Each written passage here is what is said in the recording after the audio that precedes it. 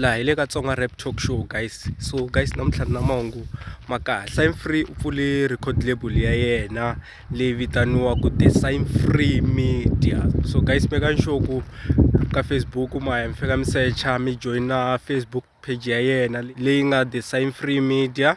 Se swi tikomba yi nga ri u ta ya mahlweni a hi nyika music guys.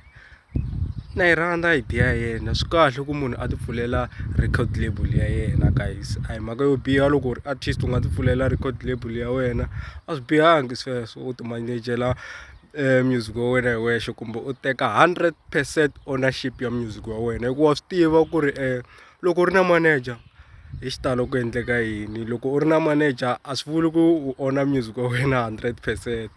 Like maphorisa sometimes loko ku ri manager u kuma ku u sayiniwe record label mi twanana mali hi xitalo kumbe na ni ta ku holela wena, it's like wo tirha u ri artist.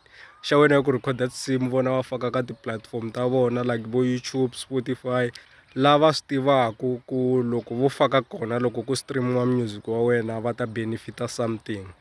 So guys, hi swona ni lava ku mi tivisa swona guys ku ri Sign Free u decide ku na yena a pfula record label ya yena. A hi swi tivi ku ri u yi khomele yini eka record label ya yena, mara u ri more music to come, leri ngo music wo tala wa ha ku teni kusuka ka Sign Free u ri na information yo tala u ta yi publisha ku nga ri khale. So na mina ni twa ku ri mhaka ya kahle loko Sign Free a ti pfulele record label ya yena, maybe a nga pfuna or ku booster ti-artist leti nga le hansi eka yena ku ri ti ya mahlweni hi swa music wa tona. So ni tshemba ku record label leyiwani na yona yi ta pfuna vo tala, leri ngo a hi swi tivi maybe na yena u ta hetelela na ti-artist